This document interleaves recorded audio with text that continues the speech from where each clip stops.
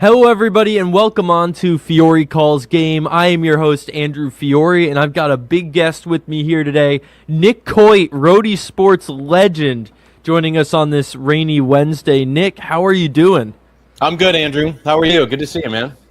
Great seeing you again, and we got to get into so much stuff with you, having covered Super Bowls, Stanley Cups with hockey starting today, the World Series, all sorts of things, but I'll keep it most recent. You were at the Governor's Cup last week on the sideline on ESPN, and how did that go?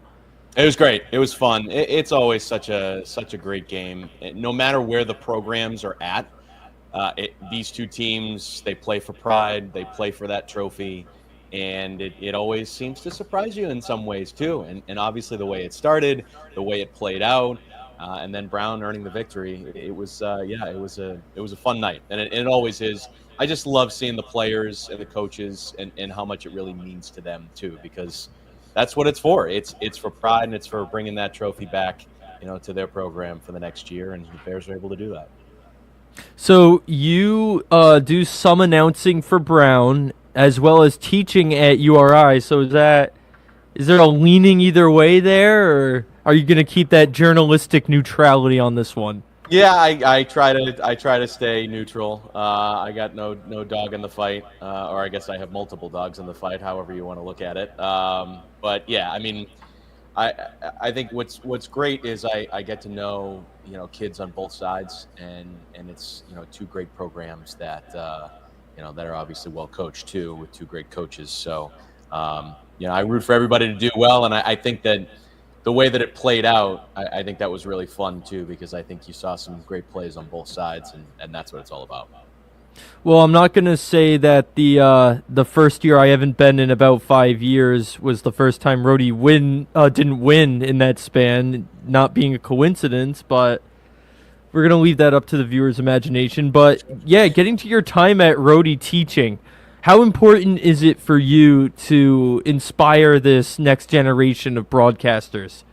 Yeah, it's huge, and I think in an ever-changing world of media and sports media, I think it's important to know where it's going, know where kids can go, and make sure that they're really prepared. And it's amazing to see what some of the kids do that are in my classes, because they're way ahead of where I was, way ahead. I mean, just the fact that I see some of them on the sideline during the Governor's Cup, and they're already shooting their own video and still shots and all these things and posting to their Instagram and put them up on social media, and their work is being seen. I mean, that's I didn't know how to white balance a camera until I was a sophomore, junior in college. So it's crazy to me just how far ahead they are. But just being able to say, all right, hey, these are the ways you can go. These are the things that you need to know. And, just to see them flourish, it's been really, really gratifying the last few years to be a part of the Harrington School for sure. Well, we had a colleague of yours, John Rook, who also teaches young, inspired broadcasters. And I'll put it this way, you're less seasoned, to put it nicely, to John, in terms of age, but I'm curious to see a difference there in this question. What is the number one thing you want to take away, your students to take away from what you have to offer?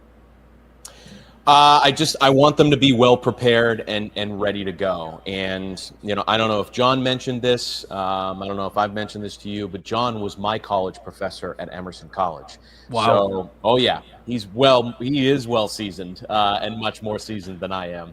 And he's going to listen to this and say, "Oh, he just called me old again." That was a spot on. Oh my gosh. Well, I had his class 4 hours a week. So, John was so awesome to me, and what I took away from his class was that I felt that I was prepared, and I felt that I knew the avenues I could go, and this was in 2010. And now here we are, 2025, and I want to pass along the same sorts of things to the students that come through the Harrington School, and make sure that they know, okay, you don't have to do just one thing either. The journey is going to be long, and it's going to take some turns that maybe you don't expect. So be ready and be versatile, and know where the business is going, because if you know that and you're prepared for it, then you'll do just fine no matter what the road brings. And that's why John has been such a great support system for me, because it's exactly what he instilled in me when we were both at Emerson College. So coming out of John's tutelage, you went straight into freelance producing in Boston, and that timed perfectly with the Bruins Stanley Cup. What was it like for you jumping into this field at such a big time for Boston, and how did you get your way in the door there? It was amazing. So it was my senior year, spring semester, so last semester at Emerson College, and I needed another internship to get credits for before graduating, and so I got the internship at Boston 25, and it was amazing. Some of the things that we got to cover. I mean, I remember the first month being in the locker room, the old Celtics locker room, which was tiny, even though these guys they're big guys, and being able to stand in front of a player that I rooted for growing up in Paul Pierce, and standing from me to the camera with a microphone here, and then turning around and there's Kevin Garnett, and like being around those guys. I just remember that was the first time I was like, okay, I'm starstruck. Now I need to get over it, because I want to get into this field, so I can't be, and I need to be professional. And so I learned that on the fly as we continued to do story after story. And the great thing about the internship was that they saw how motivated I was. They saw how much I could bring, how prepared I was. And so I graduated Emerson College on a Monday, and on that Tuesday, I signed on to be a freelance producer with the station. And it was because they were looking for somebody to help out. And so they brought me in. And as you said, within the first month, the Bruins go on this run to the Stanley Cup and hoist the cup. And so within a month, I'm producing the coverage when they win the Eastern Conference, and taking in the feed and putting out the coverage the night that they win the cup. And they're in the locker room and they're drinking out of it in Vancouver, and getting all the sights and the sounds. And it was just like so thrilling just to be a small part of it. And then a few days later, they're doing the parade coverage. And so I'm doing all this producing for the parade coverage, and worked with a guy named Jonathan Seelig, who was a great mentor. When I hopped in, and I interned for a guy named Jay Bramble, who was just a tremendous producer. Ryan Asalta was the sports anchor, and he was just so awesome to me. And Walt McGraw, I can't not mention him, because Walt is a legend in the business, a sports photographer there, and still going, which is just awesome. And Jeff Robinson was there too, and he was so good to me. So like, I learned from all these great people right away in the sports department that knew what they were doing. They were very experienced and just showed me the ropes. And in the middle of a championship run, it couldn't get any better. So that experience was just so good for me. And but it was the key that I tell my kids too at URI. It was getting that internship and getting my foot in the door and being there and showing that I could do it. And that's what got me to walk into the business the way that I did. Was the transition from being on the mic and being more of the on-camera guy in college to behind-the-scenes producing a tough one for you, or was it pretty seamless? No, I think it was great, because I did some stuff on the mic in college, but this was exactly what I needed to learn how to do everything else besides be on camera and be the talent. And you get your experience in college, but I was kind of makeshift. I was calling games, and I was just kind of getting my reps, but I didn't really know what went into it, what it looked like, where the sausage was made, if you will, and being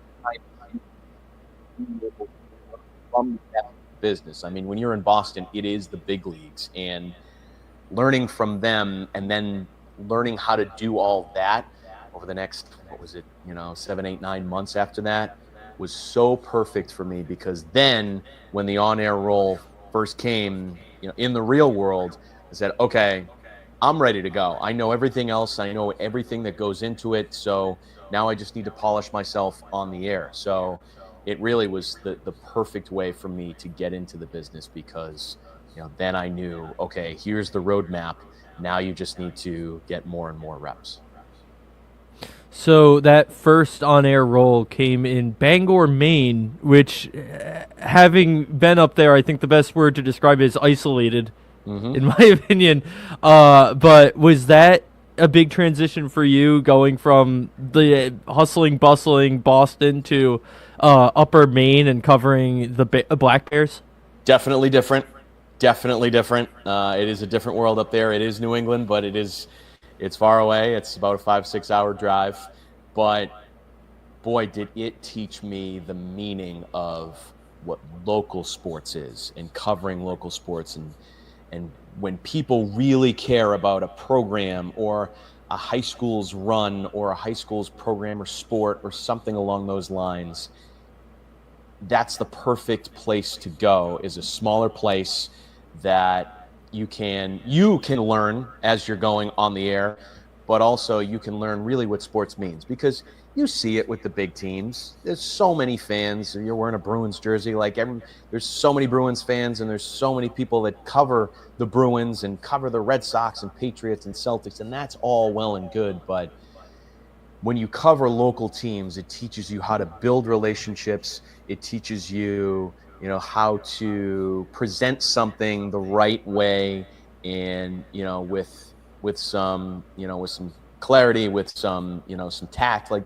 there's a way to do it, and you learn how to do that when you go to a smaller place. And I went to Bangor, and I was there for 2 years, and it was 2 of the best years of my life. I loved it up there. The winters were brutal. Yes, they were really cold, but being able to cover the University of Maine up there, meet some great people, and being able to work at a station where there are other young people doing the same thing, learning how to become polished on the air and do things right on the air and present things the right way, was so great. And there's still some of my best friends that I have in the business and I have in the world. And it's so fun looking back at that time now, because it was so instrumental to where I went from there. And I had a great mentor in Tim Throckmorton, who was a 30+ year veteran in the business and taught me everything there was to know about being able to present things the right way, being able to shoot things the right way with a camera, produce right, edit right, do all those things. And I treasure my time up there, because it was, again, a Kickstarter for where I wanted to go in the business. And covering those hockey teams must have been thrilling, to say the least. Yeah, it was great. The hockey program was really big up there. They've won 2 national championships. So looking back at some of those runs and learning about the people that came through there just like you, looking at some of the old video in the archives and seeing a guy like Gary Thorne, who to me was just such a huge voice in the business, and seeing guys like that come through and make their way into the business. It's like, okay, I think you're going the right route here. And being able to cover a program where, again, people really care about it and care about the every move of what the program's doing, what the athletes are doing, what the coach is doing, it's huge. And they got to the NCAA tournament when I was up there, so that was thrilling to cover. And not just hockey, but they've got great programs, whether it's baseball is a great program up there. Now have a World Series MVP that was part of their program, and Jeremy Pena, who's a Rhode Island guy, of course. And being able to cover men's and women's basketball. Women's basketball really was on the rise when I got up there. A guy named Richard Barron had just been hired, and he was really good to me. We built a great relationship.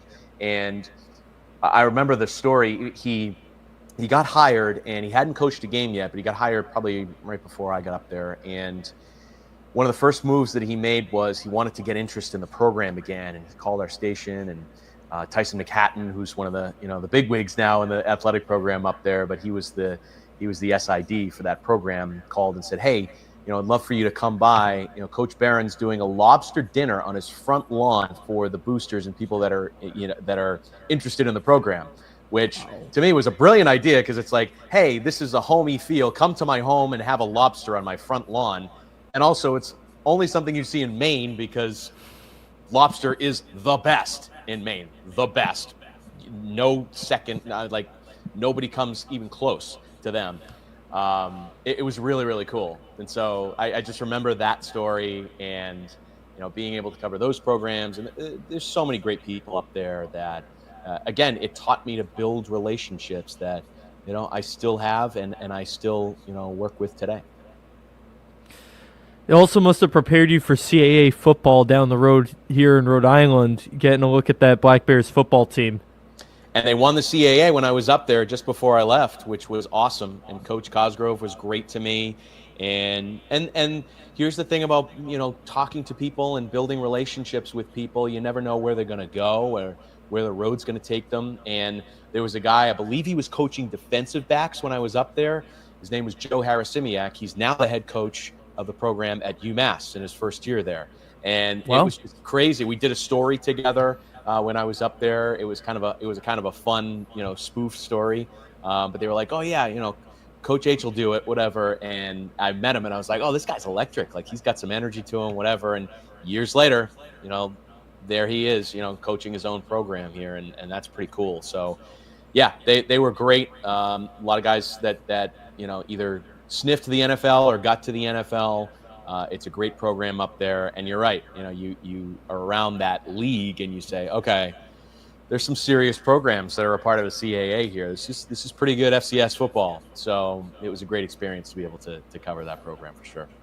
Well, seeing where guys get to go is thrilling. And I just want to update our viewers on something. A guest from 2 months ago, Connor Harris, who I knew from the Mystic Schooners of the NECBL, he came on and he was involved in Banana Ball with the visitors. And they're having their draft tomorrow, where they're going to announce the cities and expand to new teams. And I'm pretty sure that means we're going to find out what team Connor's going to be on. So excellent. Gonna have to watch that for our guests. We've had a lot of people that have gone on to great things. And another guest that came to mind while listening to you is Tammy Reese with having the lobster cookouts on the front lawn, because I feel like that's something she would do. Absolutely. It's brilliant, right? That sort of stuff is brilliant, because how important it is to build interest and have people that truly unconditionally support your program. Like, they just are there, whatever you need. And I just remember how brilliant that was. And Coach Barron was a guy that he was at Baylor, and I believe he helped recruit Brittany Griner to Baylor when he was there. So that tells you that the guy knows how to recruit, and he knows how to drum up interest in the program. And they've been a great, consistently competitive and winning multiple championships in the America East for years. So I got that same sort of energy. You're right, with Tammy when she first came in, and she's continued. Just the energy that she has it's infectious. It always has been, and that's just the kind of person that she is. And as a player, I probably, if she comes in my home and says, I want you to play for my program, how can you say no, right? With somebody like that, it's amazing, the energy that she brings. So yeah, definitely, there's definitely a reminder, some similarities there. So I mean, with the lobster, how can you turn down not paying $30 for lobster? I don't know if it's the same up there, but it's. I love that story so much. It was just like the perfect introduction to be like, okay, I'm definitely living in Maine. This is cool. This is homey. It was cool. So then you went to what became your longtime home at Channel 6, unless I'm forgetting a step in the middle there, but getting started at Channel 6 must have been incredible for you. It was great. And there was a time period in between where, I left the job in Maine, and I was just sort of in between jobs. I hadn't locked down the next step, and it just so happened that the job opened up, the weekend job at ABC6, and I pounced on it and jumped in February of 2014, and it was amazing. It was amazing to be able to go to a station that was so close to home. I ended up commuting for the job for the first few years from home. Home's Plymouth, Mass. So it was an hour drive, an hour there, hour back every day, but it was so worth it because I was getting to cover not only the local teams in Rhode Island, but the teams that I grew up watching and following. And the New England Patriots I knew were a big deal, and that was huge. But I remember the first month on the job, I started following college basketball. And I was a casual college basketball fan I had obviously covered it in Maine, but this was a different level. You get into a Big East program right in the middle of Providence. This was like, okay, this is something different. And I remember the first two Friar games that I covered, I believe they both went into double overtime at the Dunkin' Donut Center at the time. And I was like, this is what we get to cover now? This is the kind of program. And that was February where I first started. In March, they go to Madison Square Garden. They go on a run, and they beat Doug McDermott and Creighton, and they win the Big East tournament championship and go to the NCAA tournament. So right away, like that, I'm covering a Big East championship team led by Bryce Cotton, who now is like the Michael Jordan of Australia. He's had so much success over there, which is awesome. And he's such a great guy, great kid. He's not a kid anymore. He's a guy.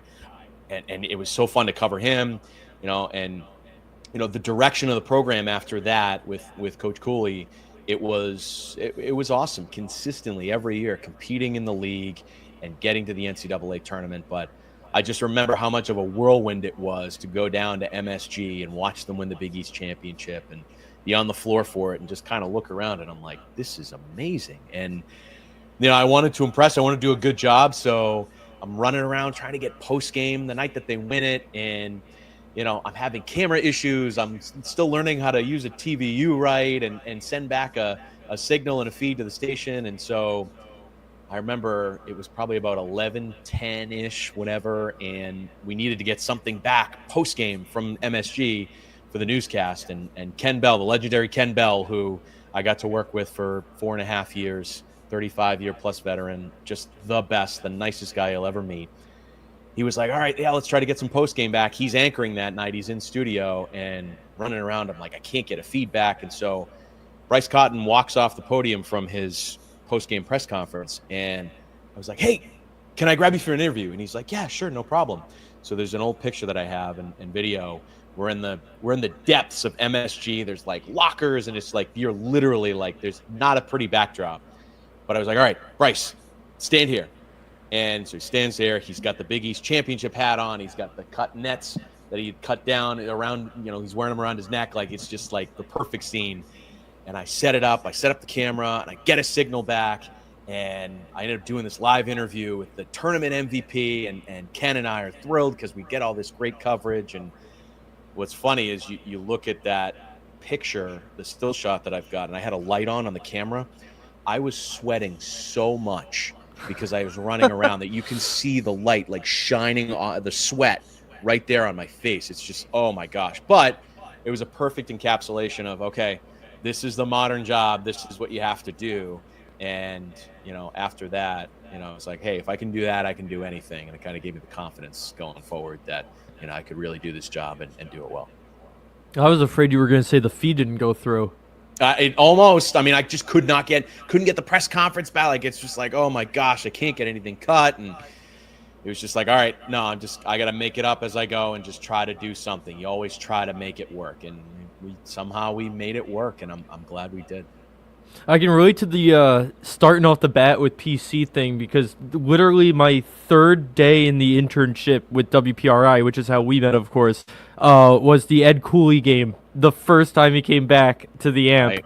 So that was like a, oh my gosh, moment for me, being thrown in the middle of that. And crazy. I believe you got to cover that as well. So after starting with Ed Cooley at that Big East run and then following him on that journey through Providence, what was it like for you seeing that atmosphere when he came back, the bad blood held by the PC fans, and seeing an old friend come back? It was one of the most emotional environments I've ever seen and been a part of. And that's the kind of emotion that I think you only find in sports, is something like that and a situation like that. And yeah, it was wild, the lead up and what happened behind the scenes as the story played out back in March before that. And it was crazy. It was crazy, and the emotion is still there. It still lingers. But I think times have moved on, and the temperature cools. And after that day, I think the programs just sort of are like, okay, well, now we move on, and Providence gets the win that day, and they have a guy like Devin Carter who continued to break out that season, and so time moves on. Time heals some wounds. I think the wound is still probably open for Friar fans, and I don't know if it'll ever be closed, but it was that day was really, really unique. And when you look back at almost 12 years working at ABC6, that was one of the more interesting, unique environments that you'll ever cover, follow, be a part of. And that's why I wanted to be there that day. And we fully staffed it with my great partner, Ian Steele, because we were like, okay, this is a major story. That's why it was on Fox National. Like it was huge, and it continues to be huge every time he comes back here. And I'm sure it will be again, but nothing will be like that first time. Nothing will be like that first day, because it was nuts. I don't think I've ever gotten to the amp earlier than that for a noon game. Probably walking at 11 a.m., probably the earliest. That day, I think I was there 8:30, 9 o'clock. It was just crazy, because I knew it was going to be insane, and it was. But like I said, that's the only the kind of emotion that you get in sports, and a comeback like that, and somebody coming back to an old place. And I'm thinking of Tom Brady running onto the field at Gillette Stadium in a Tampa Bay Bucks uniform. And I remember how emotional that was for everybody, him coming back. And different emotion. Different emotion. Very different emotion. But emotional and crazy. It's things that you don't expect you'll ever see, too. That's what sports brings, is the unexpected. And that's the cool part of working in the industry. I'm glad Sam didn't have us go in that early that day. Well, crazy. But I wanted to see it, and I wanted to take in the scene and just kind of get the temperature of it, because you knew it was going to be some sort of heated, for sure. I remember I had to take the train in, and I live an hour away, because I didn't have my car. It was in the shop, and I was a few blocks away, and my phone shut down, like Wi-Fi, and I didn't get it back for the whole day. That's how many people were around the building, folks. Crazy. To give you an idea. And I've never seen a press conference quite like that one either. Yeah. It was crazy. And the way that he sort of, threw some digs. But he also, put, threw some flowers too. And yeah. But that was Ed Cooley was never bad in a press conference. He was always good. Always good, continues to be. Yeah, you're going to get some sort of soundbite or some message that he wants to get across. Like he's good about that. And a lot of coaches are. But it was, that day it was very different. And obviously Friar fans are hanging on every word, good or bad, whatever it was that he was putting out there. Well, that Big East championship wasn't your only championship within your first year there. You got to cover the Patriots Super Bowl 49 championship, one of the best games ever, in my opinion. Were you down there in Glendale for that one? I was there. That was my first season covering the Pats, and I had a feeling in training camp that this was going to be a long run, a long season, because they just had a lot of talent they brought in. That was the off season where they brought in Darrell Rivas and Brandon Browner to play in the secondary, and they still had some big names on offense, whether it's obviously Brady, but Gronkowski and Edelman and Amendola and Brandon LaFell, and like that offense was stacked. And the playoff run was amazing too. That memorable night against the Ravens and the double pass game, and that was a crazy game. And then winning the AFC title to get there, and knowing that they were going to be playing the Seahawks, who were trying to go back to back and had their own star power on both sides of the ball. That's the best football game I've ever covered and ever been to. The lead up was just fun because of the star power that was around it.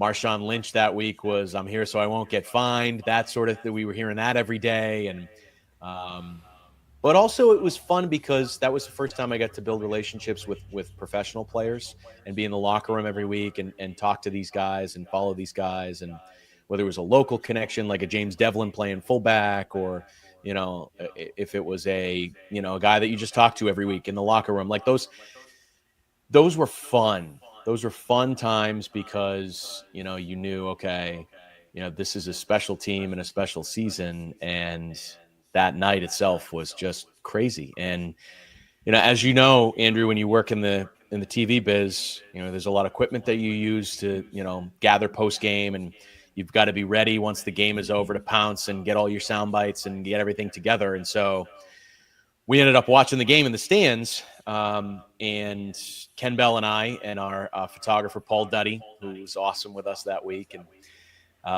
we're up in the stands, and we go down a few minutes before the game ends, and we line up like all the other TVs and media ready to go for post game, however it shakes out. So you're below the stadium in Glendale, and you're watching on television how the game ends. And the TV is probably on about a 15 to 20 second delay. So we're watching the end of the game, and we hear the cheers in the stadium above us.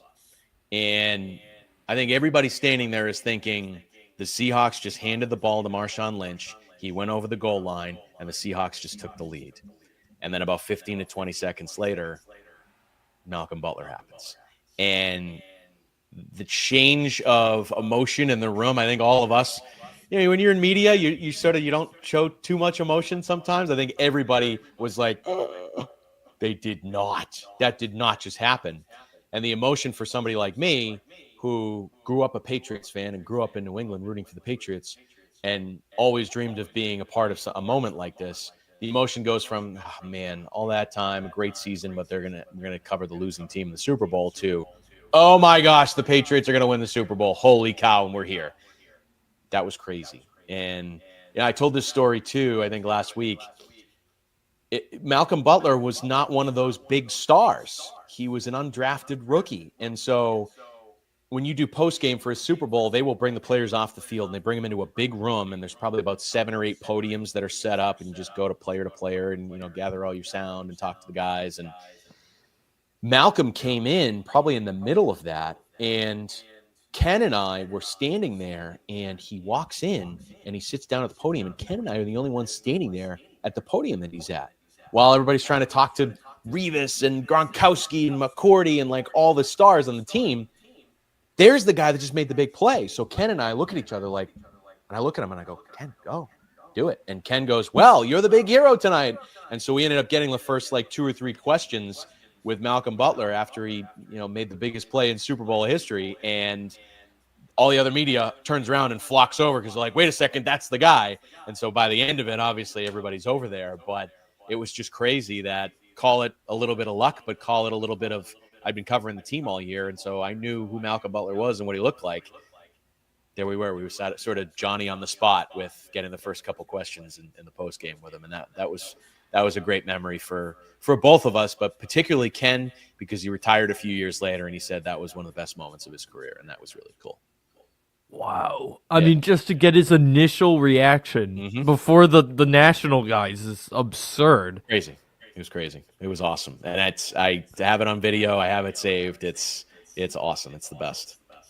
That's unreal. Yeah, I'd have to agree with that being one of the best games of all time. Yeah. And then you got to go to another Super Bowl just a few years later, and that one was another iconic one in NFL history. Of course, 28-3. And you must have seen quite a shift in the atmosphere of that building over the course of the night. Big time. That first half was brutal. It was terrible. And it was very much, okay, now we're definitely going to be covering the losing team in the Super Bowl. And then, again, we walked down. And this time, when we're walking down to get ready for postgame, we get up from our seats, and I'm walking down the stairs to go into the concourse. And that was right when Dante Hightower had the strip sack on Matt Ryan.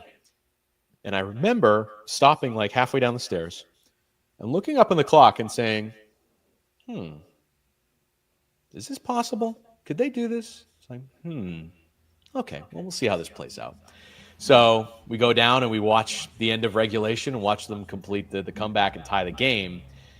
So this time around, you go into overtime, and I remember we set up for post-game again, and we had everything ready to go. The cameras ready to go. I'd been through it before. This was the benefit of experience. You know what to expect. So I'm like, And I didn't tell Ken this until we got back from the trip. But I was like, hey, Ken, I'll be right back. I got to grab something. And I was half lying. I ended up going back up into the stadium because I was like, I'm not missing this in person this time. If they win this and complete this, I'm not missing this. So I ended up running up to the concourse. And I just like remember like following my tracks. I'm like, okay, I got to make sure that I run back down and nobody knows I was gone. And so I run back up into the concourse, and I'm standing in the middle of like an aisle. And usually, if you're working at the stadium and you're an usher or somebody like that at the stadium, they tell you, yeah, don't block the walkways in the middle of the seats. There was a guy that was standing there and kind of saw me and was standing in the middle of the aisle. And I looked at him, and he looked at me, and I looked at him. I said, dude, this is crazy. And he looks at me. He's like, I know, this is unbelievable. I can't believe whatever. So he's like, you're good, bro. I know what you're doing. You're watching the end of the game. You're good. So I stood there, and I ended up taking out my phone, and I was kind of watching it and recording it with my phone. And James White scores, and the confetti shoots off, and I'm just kind of watching it in person and taking it in. And I stopped recording, and I ran back down. Ken never knew I was gone. And our fabulous Bianca Bono, who's one of the reporters at the station at the time, she was awesome to have on the trip with us that week. She was ready to go. Neither of them knew I was gone. And I got to see it in person that time. And obviously the post game was emotional for that night too. And getting to talk to all the guys there. And, but yeah, I remember coming back and I said, hey, Ken, did you know I ran back up into the stadium? He said, really? How did you pull that off? And I was like, we were ready to go. I was like, I knew what I was doing. So I made sure that time to take it all in and take in the scene that was, because that was the greatest comeback in Super Bowl history. It's crazy. What a story. Yeah, that's something I would try to pull off too. I'm not missing that if I'm in the building. I for the game 7 with the Bruins and Leafs 2 years ago now, when Pasternak had that overtime game winning goal, I was like, Derwin, you mind if I just I'll sprint, please. I'll sprint. And he let it slide. He was like, all right, you can stay up here. And I waited out and I saw the game, the goal. So I can only imagine how much harder that must have been in an NFL stadium. And pulled it off. We still Especially not your home one. Right. We pulled it off. It was all good. Unbelievable. And then the next year you finally did cover the losing team in the Super Bowl, getting to see another classic of a game, but Super Bowl 52. Which must have been a little deflating, but not as bad considering you had worked too.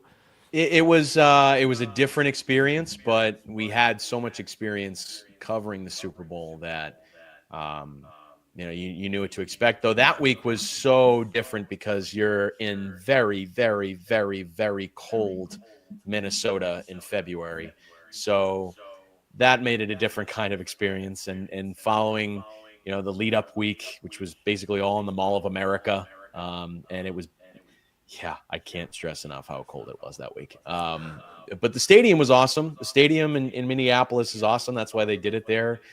And it was a great game. It really was. I know the Pats didn't come out on the right end of it, but it was cool. And you always have those little experiences with Super Bowls. And I remember Ian and I are in the tunnel waiting for post game. Again, it's always with post game.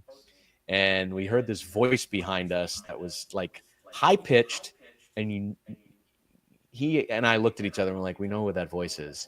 And ended up being a big Eagles fan that was celebrating the end of the game and seeing his team win. And it was the very famous comedian Kevin Hart. And it was so funny because I'm like, that's Kevin Hart back there. He said, we're gonna win our first time. And it was like, oh my gosh, this is unbelievable. And we run onto the field, and the guy who ended up being elected president a few years down the road, Joe Biden, walked right past us, grabbing confetti off the field. Like, it was crazy. But that's what you see at a Super Bowl. Like, the whole world is there and wants to be a part of it. And, tough night for the Patriots. But, I mean, what are you going to say? Tom Brady threw for over 500 yards in a Super Bowl and they lost. Like, if you're going to lose, it's probably the way to lose, right? Though. Yeah.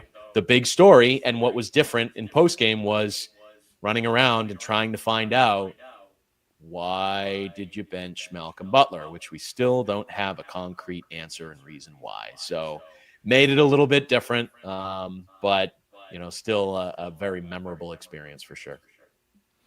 So, yeah, that is, as you mentioned, the time when Ian Steele came along, and you two were an iconic duo. You can't have one without the other. Your relationship with him, how much did it mean to you for all those years to have a partner you could rely on so much? The world. Yeah. It meant the world to me. Still does. And What's great now is, and I said this and he said this over the last month, is that we get to be friends in the business now, which is great. We've been coworkers for so long, and we've just been embedded in everything for the last 8 years working together, that it is nice now to be able to, give him a call or shoot him a text and have some fun, which is great. And we were able to do that before, but it's different now. It's different. And I'm thrilled for him and his new opportunity up in New Hampshire at WMUR. It's a great station, and it's a great place for him to be. And I know it's great because his family can watch him more now, which is awesome. And they're treating him really well, and he deserves that. He deserves the world because he was so good to me. And when Ken Bell, legendary Ken Bell, was retiring, I knew the guy that I wanted to work with, and it was him. And I had met Ian through connections in college. He was 3 years behind me at Emerson, and he had interned in Boston. So, we had built, a relationship, a small relationship, and going back with alumni events and whatnot. But I had seen the work that he had done in his small market, which was Corpus Christi, Texas. And I had seen how good he was at social media, which, now he's elite. And I was like, this is the kind of guy that I want to work with. I can tell he's a hustler. He works his tail off. And I just know that we can really move our coverage forward and our sports department forward if we're working together. And, it took some time over the summer, but it ended up happening. And I'm so grateful that it did, because he and I really did work well together. And with every working relationship, you settle in and you'll figure out each other's tendencies and what you do well and what your strengths are. And didn't take much time for us to be able to do that. And over the years, we got to cover Super Bowls and Stanley Cup finals and NBA finals and all these things together. And those are experiences that I'm going to treasure for the rest of my life, because he is and was the best partner in the business. And I couldn't have asked for a better partner for 8 years.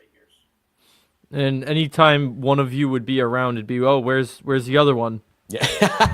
It's even weird right now seeing you without him. Yeah, I know. Huh? It's weird. I know. Some people, they would like mistake us sometimes. Somebody would call me Ian or call him Nick. And it's like, I understand it happens. You see one of us, you see both of us, I guess. Yeah. Well, both of you got to take a ride on the Bruins 2019 Cup run, which was a magical run.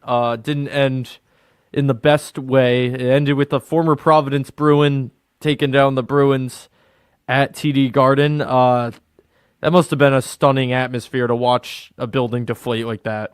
Definitely. It was a different kind of experience. There was a lot of emotion in the building. That whole run and series was so memorable. And the news broke this week about Chara and his number being retired. And I think back to what happened with him in the Cup final and having to have his jaw wired shut. And that's the loudest you will ever hear TD Garden. Loudest I've ever heard it. Incredible, the response when they introduced him that night and he was on the ice. It is exactly what Bruins fans would hope for from a player, which is giving it their all and laying it all on the line. And that's exactly what he did that night. And we all thought the Bruins were coming back to win the Cup. After they go on the road in Game 6 and they win, we ended up going to St. Louis for Game 6. We thought, okay, let's see what happens here. That city was ready for a party, Andrew. They were ready to hoist the Cup that night, and the Bruins went in there and they won. And I think St. Louis sensed that it was going back to Boston and the Bruins are going to pull it off. And I think everybody thought that Game 7, TD Garden, this is the Bruins Cup to win. I remember we were live after Game 6 in St. Louis and ended up doing a live shot. And Ian and I saw the cup in the, container being wheeled away, away from the ice. We're like, there it goes. It was supposed to be handed out tonight if St. Louis won, but it's going back to Boston.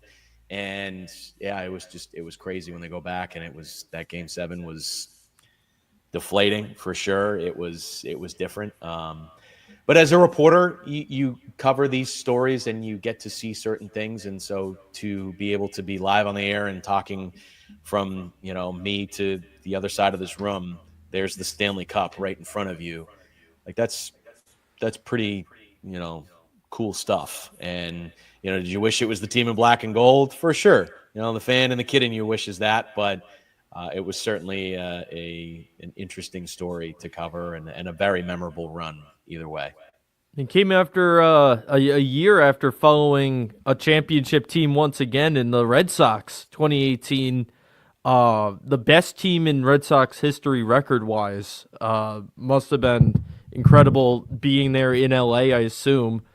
Was there in LA for the 3 Game games. 5. Yeah. For the once the series turned to LA, they sent me out there, and I was one-man banding it, and it was crazy just to be able to be there for the 18-inning game and see Nathan Eovaldi's heroic performance, and that was a crazy night. I remember we got hungry in the 13th inning. We're walking around the ballpark. All the hot dog stands are closed. We're trying to find food somewhere because we're like, I think this is going to go another few innings, and and to be live, during some of these games and before games and seeing, I mean, it's LA, so you're seeing celebrities and you're seeing all these Hall of Famers walking around. And I remember being in the tunnel and, I was standing there with Yanni Caracas from Channel 12, who's still a great friend of mine. And excuse me, I always like to call Yanni the celebrity whisperer because somehow, some way, there was some celebrity that would walk by us or we'd see in the back when I was with Yanni.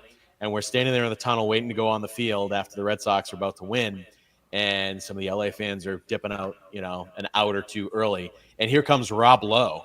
And Yanni goes, "Hey, Rob Lowe." And that's Yanni. He's just like straight into it. And he stopped and he talked to us for a second. And I'm like, wow. I was like, I watched The West Wing. Like, I know who Rob Lowe is. Like, this is pretty cool. Like, and, you see Tommy Lasorda and you see like all these celebrities and well-known people. And, David Ortiz was out there. I think he was doing coverage with Fox. And so I get to do a story with him, surprising a fan. And it was amazing to be there. And I'm a baseball guy at heart. I played baseball in high school, played it a little bit in college at Emerson. And so the Red Sox were my team. Of all the teams, the Red Sox were my team growing up. So to be on the field and they win and you run out there and the first guy I asked a question to was Mookie Betts. And that was so cool. And it's funny, I have this set up. So this picture right here, if you can see it, that is Chris Sale. And that's one of Chris Sale's kids on the field celebrating in 2018, winning the World Series. And you can see in the corner up here, it's tough to see there, but that's me with the camera crouching down, getting a shot. And I like to show that to my class in the Harrington School because I think it encapsulates what a modern sports TV journalist does, which is you're not just going on the air, you're shooting and you're getting interviews, you're gathering all these things and producing all that content. And I remember I searched for that picture for like a week because I remember getting the shots on the field and I see Chris Sale going down and flexing with his kid. And I see a bunch of still cameras on the other side of it. But I'm just shooting, and I'm like, I'm not going to run over there and miss the shot. I'll get it from a different angle. That's fine. But I'm like, all those still cameras are taking that shot. I wonder if there's a still camera that got me in the background of it. Boom. There it was. So I have that up. This is my personal desk at home here. And I like to show that off because it's a really cool memory. And it's a great learning experience, too, because it's like, there I am, and a few minutes later, I'm in the clubhouse and getting doused in champagne and being able to cover all that. And then Ian's back in Providence, and he's taking in a feed and he's putting it all up on social media, so all that celebration's going up, and those are the moments that you work for and get to enjoy, which is awesome. And a lot of those guys came up through Pawtucket. So that must have added another layer there, being a Providence station, and it's something sadly Rhode Island won't be able to cover anymore. But yeah, did you remember those guys from Pawtucket covering them at all? Yeah, there were some guys that came through, and I remember what's cool about AAA and what I miss about the Paw Sox. First of all, I miss the organization. I miss McCoy Stadium. I miss the great people that work there and were part of that organization. But you see some great people that are just starting out their careers, and blossoming after that. And I remember Rafael Devers coming in for the first time, and I remember we went over and talked to him, and he needed a translator, obviously, because he, still learning English. And a guy named Will Fleming was one of the broadcasters for the Paw Sox at the time, and he came down and he ended up translating that press conference for that media availability for us. And now, obviously, Will is the voice of the Red Sox on WEEI, which is really cool. And he was working there at the time, and Mike Monaco was working there at the time. So a lot of great broadcasters come through there. And my guy Bill Wanless has an eye for talent there with the Paw Sox, with the Woo Sox. So I'm not surprised that those guys blossomed after that. But seeing the prospects come through like Devers, seeing guys come down and rehab. It was a great weekend where Dustin Pedroia comes through, and some of these guys. The David Price rehab was very memorable in a different way because he ran away from us in the clubhouse, didn't want to talk to us after the game because the rehab start didn't go as planned. And he was supposed to talk to us, didn't, ran out to his car, which looked like the Batmobile, and we followed him out to the parking lot. It was just crazy. But you remember all that. The next year, he obviously goes and is a hero as part of that run. And I treasure those experiences at McCoy Stadium because there was just such great people that came through there. All Rhode Islanders miss it. Even me as a Mets fan, Rhode Island's not the same without McCoy because I had to see some winning baseball a little bit. But getting to see a championship run from all four teams, at least one. We got to round it out with the 2024 Celtics, the most recent run. And one of the more satisfying ones, as they had been knocking on the doorstep for so long. Being around Tatum and Brown in that very special group must have been incredible, too. It was cool. And the culmination of a Rhode Island story and Joe Mazzulla leading the Celtics to a championship was really, really cool. And seeing his family and seeing his brother Justin was there when they were celebrating on the floor.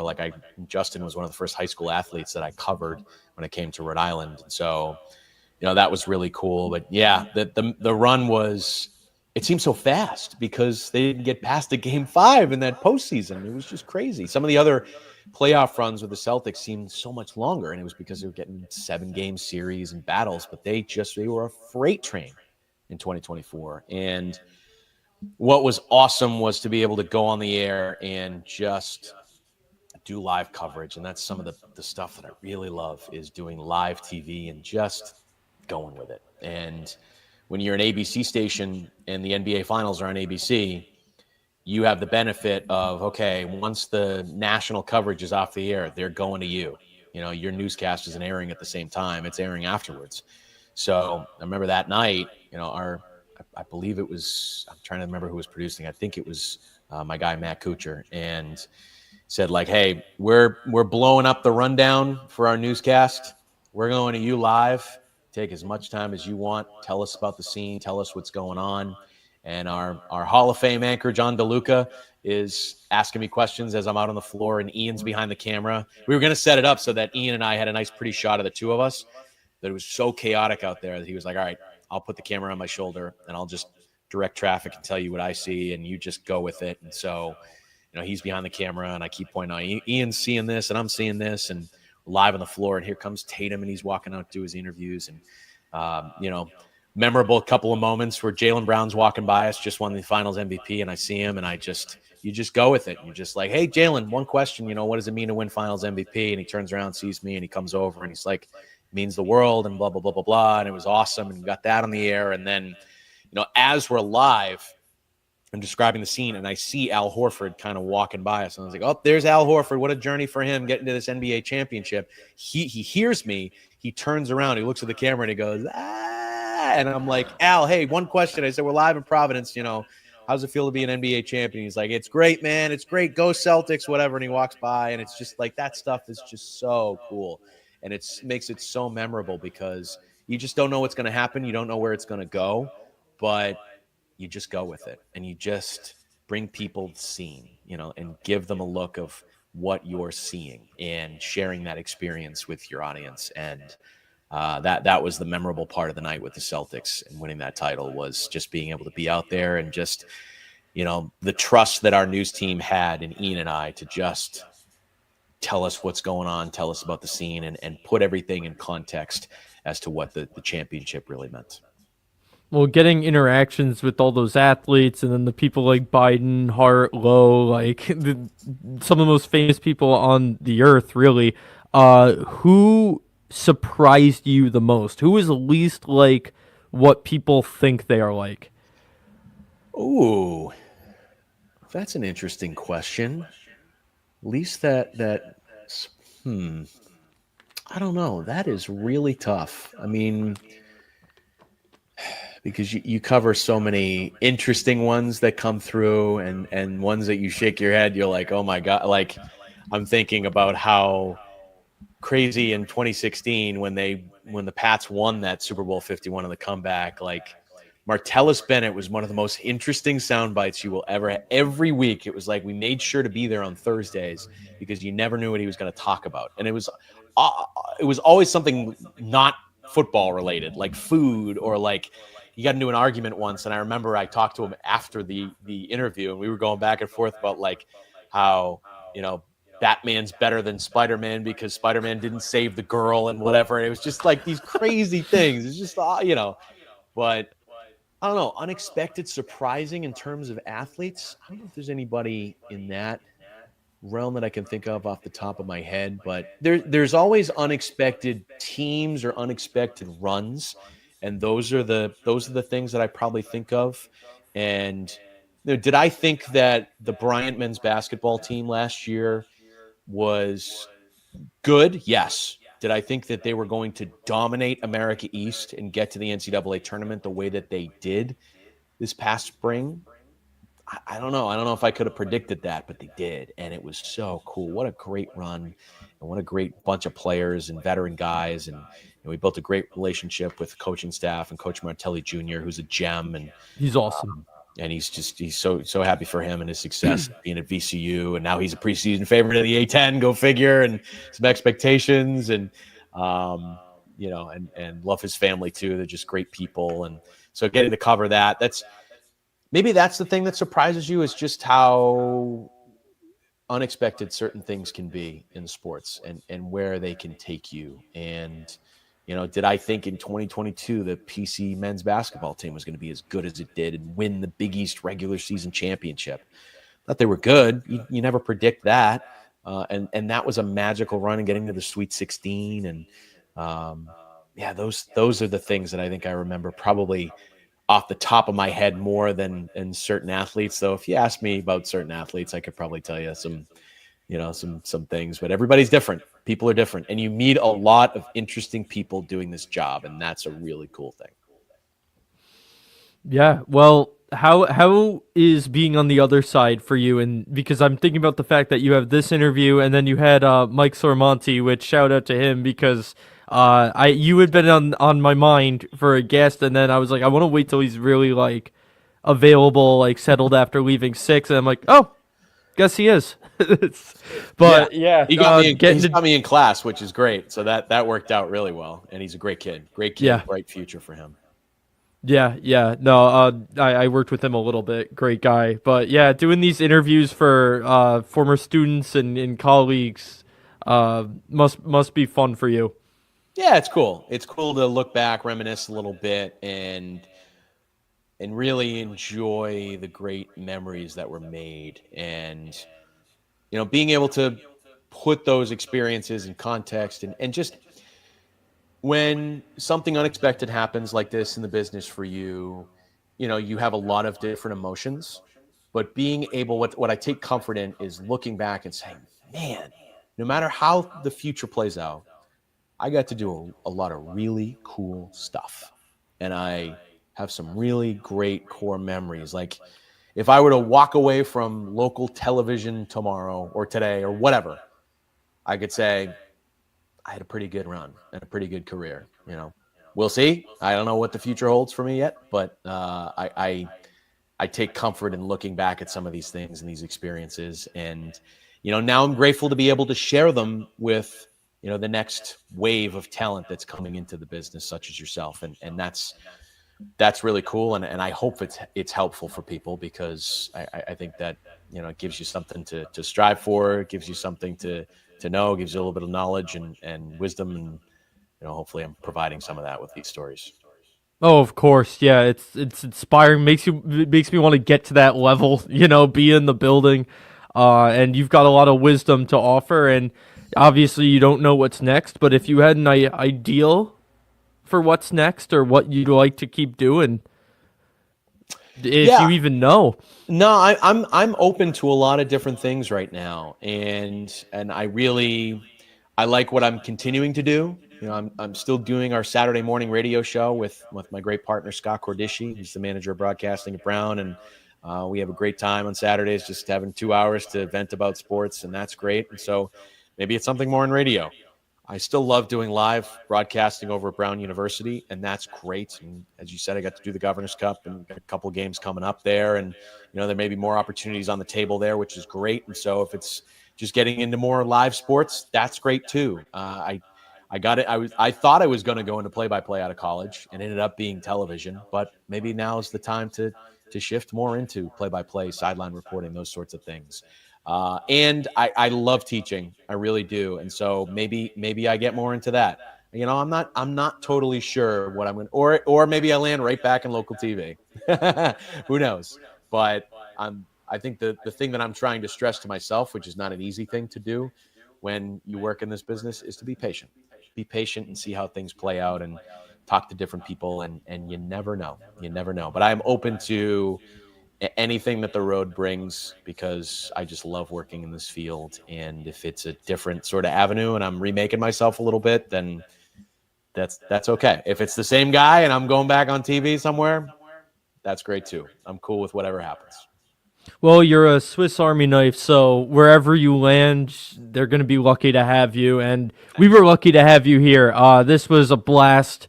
Loved reconnecting, loved hearing all those stories, and your advice, which is huge for anyone trying to get into the industry. And it's just fascinating for sports fans to hear just what it was like in the building at some of these incredible moments. For our viewers, we've got another fascinating guest next week. We're going to have the Hall of Pretty Good founder, Bryce Whitlow, on. If you haven't heard of this, it's on Instagram. He has his followers vote on players who were good but not Hall of Fame level, and he's got 3 classes. Guys like Jackie Bradley Jr., I'm pretty sure, is an inductee. You should follow this on Instagram. As a baseball guy, you'd love it. It's awesome, and I've followed this page for a while, and it has shot up to the point where players like Eric Hosmer have made induction speeches, and it's been talked about on MLB Network.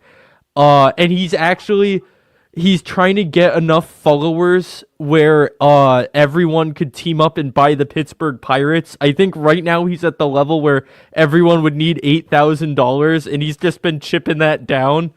So it's going to be a fun one next week. A lot of random 2010s MLB players are going to be talked about. So you're going to want to tune in for that one. But Nick, pleasure as always. Thank you so much for coming on.